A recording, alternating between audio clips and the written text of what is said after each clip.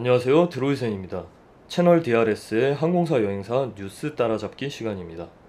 오늘은 해외에서 입국한 사람들의 감염 전파 사례 중에 최근에 일어난 방글라데시발 대한항공 내의 감염에 대한 뉴스를 보시겠습니다. 이 상황은 방글라데시에서 출발해서 지난 6월 18일에 인천공항에 도착한 대한항공 KE9656 항공편에서 시작되었습니다. 이 항공편에 타고 있던 7명이 코로나19의 양성 판정을 받은 것인데요. 이 감염된 승객들은 경기도에서부터 제주도까지 전국에 뿔뿔이 흩어져 있는 상태라고 합니다. 자, 이 확진이 된 분들에 대한 방역이나 역학조사 등은 아마 많이들 전에 들으셨을 거고, 저희 채널에서 전문적으로 생각해 볼 사항은 아니니까 우리가 포커스를 맞춰볼 부분에 대해서 집중해서 볼게요. 요즘 우리가 가장 신경을 쓰고 있는 부분인 그렇다면 항공편은 위험한 거 아니야? 라는 부분을 집중해서 봐야 될 것 같은데요. 제가 이 상황에서 도대체 이해가 안 가는 부분이 있어서 그걸 중점적으로 영상을 만들어 놓고 업로드 직전이었는데 6월 21일 오후 6시 방경, 지금 이 영상을 만드는 시간을 기준으로 바로 어제 중앙재난안전대책본부의 발표 때문에 만들어 놓은 거를 싹 다 뒤집어서 다시 만들고 있습니다. 일단 제가 어제 만들었던 부분이 뭐였는지 말씀을 드리자면요. 보도자료로 나온 기사를 보면 항공기 내에 그리고 해외에서의 질병 유입에 대한 방역 조치를 제대로 취하고 있는 건지 의문이 든다는 것이었습니다. 이게 단순히 항공편이 그냥 막연히 위험하다라고 단편화시켜서 생각을 하면 안 된다는 거예요. 여러분들 방글라데시로부터 도착한 항공편 내에 바이러스 전염 기사를 접한 느낌이 어떠세요? 항공편이 굉장히 위험해 보이죠? 역시 해외여행은 시기상조라는 생각이 듭니다. 여러분들이 잘못 생각하시는 게 아니에요. 지극히 자연스러운 생각이죠. 전 세계가 조심스럽게 서로의 문을 열고 항공편의 운항을 시작하려고 시동을 거는 가운데 방역 조치를 아주 잘했다고 평가를 받고 있는 한국이 대체 어떻게 이런 상황을 만들었나 싶죠. 저도 그렇게 생각을 하다가 기사 내의 내용으로 생각을 다시 해보니까 이거 아예 방역에 대해 게을렀던 거 아닌가라는 의문이 든 거였어요. 같이 한번 생각해 보시죠. 기사 내용으로는 대한항공 KE9656편이라고 되어 있어요. 항공편 수에는 여러 가지 의미를 담고 있습니다. 전 세계에 공통적으로 쓰이는 의미부터 항공사마다 독자적인 의미를 담는 경우도 있는데, 보통 항공사를 의미하는 투코드 2개에다가 숫자 코드 3개를 붙여서 씁니다. 즉 대한항공을 의미하는 K2에 숫자 3개를 붙여서 표시를 하면 레귤러 플라이트, 보통 일반적인 항공편이 되는 거죠. 그런데 이 항공편은 숫자가 4개죠. 일반 운항을 하는 레귤러 항공편과 다른 성향의 항공편을 얘기를 하고요. 대한항공의 경우 4개의 숫자 코드 중에 제일 앞에 9가 붙는 경우는 보통 차터 플라이트, 즉 전세기를 의미해요.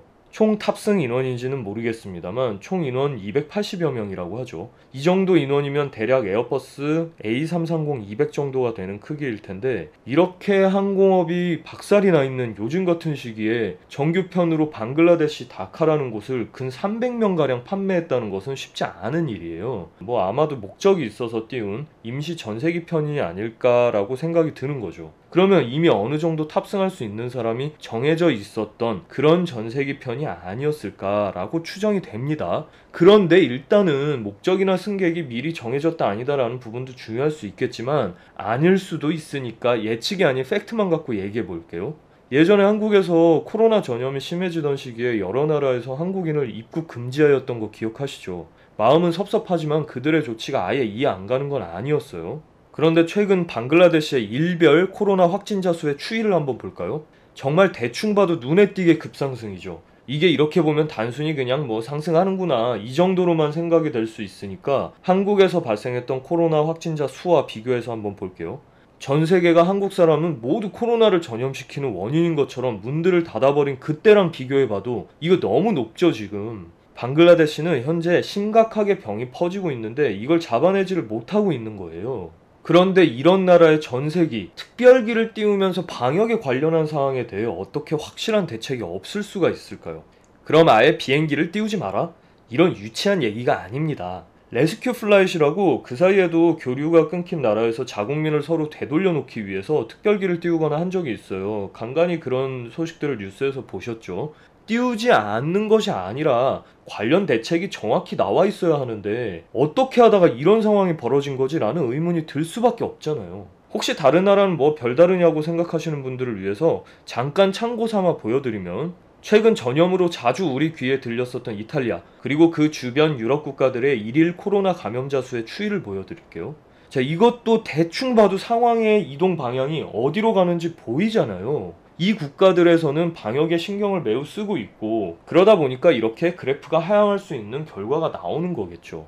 해당 국가들을 비난하고 비방하자는 것이 아니라요, 기본적으로 항공편을 운항하는 국가에 대한 방역 관련 분석을 하고 진행을 하는 건가 라는 생각이 계속 들 수밖에 없어요. 그래서 중앙방역대책본부가 한 얘기를 찾아봤더니 이게 또 이해할 수 없는 얘기가 있어요. 권준욱 중앙방역대책부본부장이 한 이야기를 보면, 해외에서 유입되는 코로나 바이러스는 특별 입국 관리를 통해서 관리를 하기 때문에 확진자가 좀 나와도 크게 걱정할 필요가 없다고 합니다. 뭔가 착각을 해도 크게 착각을 하고 있는 것 같죠. 그냥 남의 일이라고 생각을 한다면 당연히 추가 전염만 안 되면 돼요. 근데 내가 비행기를 탄다고 생각한다면은 이게 그냥 그렇구나 하고 넘어갈 일인가요? 항공편에 탑승하는 사람들은 우리나라 국민이 아니고 보건 안전에 대해서는 그냥 넘어가도 되는 건가요? 애초에 저 같은 의학 초보도 지난 영상에서 여행업계 상황을 분석하기 위해 코로나 바이러스에 대해 살펴볼 때 제일 문제점으로 보이던 부분이 바로 무증상 상태에서 전염이 된다라는 부분이었죠. 기존에 우리가 접했었던 사스나 메르스 같은 또 다른 변종 코로나 바이러스와의 가장 큰 차이로 보이던 부분, 애초에 무증상 상태에서 전염이 된다면 100% 걸러내기 어려우니까 그 위험 확률 자체를 낮추는 것이 답이 아닐까요? 아니 근데 지금 바이러스가 전염되는 가장 절정을 맞이하는 국가에 항공편을 운항을 하고 그것에 대한 조치가 전혀 없다가 보도기사로 나온 것이 고작 방글라데시에서의 입국이 늘어서 전세기가 뜨면 환자가 발생할 수밖에 없고 해외 유입은 완벽히 관리 가능하니까 괜찮다. 심지어 사람들이 단순히 왜 비행기를 띄웠냐고 비난할까봐 덧붙인 내용도 있어요. 입국을 막으면 우리나라 국민들의 입국도 차단된답니다.